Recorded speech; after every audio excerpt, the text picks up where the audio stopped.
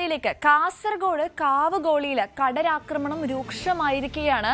പ്രദേശത്തെ പ്രധാന റോഡ് കടലെടുത്ത നിലയിലാണ്. തീരദേശവാസികളായ 200ഓളം കുടുംബങ്ങൾ ഇതോടെ കടുത്ത ആശങ്കയിലാണ്. കാവുകോളി കടപ്പുറത്താണ് കഴിഞ്ഞ കുറച്ചു ദിവസങ്ങളായി കടലാക്രമണം രൂക്ഷമായിരിക്കുന്നത്. പ്രദേശത്തെ പ്രധാന പാതയായ ചേരങ്കൈ കാവുകോളി റോഡ് പൂർണ്ണമായും കടലെടുത്ത നിലയിലാണ്. കേന്ദ്ര തോട്ടവിള ഗവേഷണ കേന്ദ്രത്തിന് സമീപത്തുള്ള റോഡാണ് തകർന്നത്.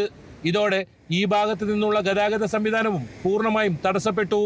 ഏത് സമയവും വീടുകളിലേക്ക് കടൽ ഇരിച്ചു കയറാവുന്ന ഭീതിജനകമായ സാഹചര്യത്തിലാണ് പ്രദേശവാസികൾ.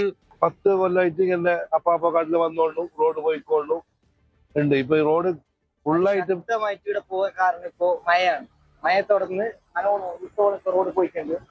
സാധാരണ ഈ റോഡ് കറക്റ്റിൻ്റെതാണ്, ആ വീട് വരെ ഉണ്ടായതാണ്. പിന്നെ ഈ റോഡ് ഇടിഞ്ഞുകൊണ്ട് ആ വീട്ടുകാർക്ക് ബുദ്ധിമുട്ടുണ്ട്. വർഷങ്ങളായി കാവുകോളി കടപ്പുറത്ത് താമസിക്കുന്ന 200ഓളം കുടുംബങ്ങളാണ് നിലവിൽ കടലാക്രമണ ഭീഷണി നേരിടുന്നത്.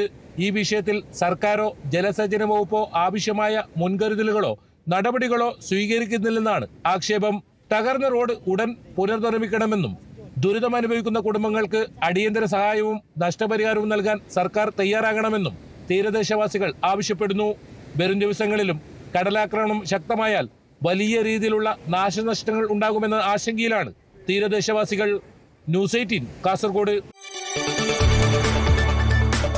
കൂടുതൽ വാർത്തകൾക്ക് news 18 Keralam YouTube channel subscribe ചെയ്യുക.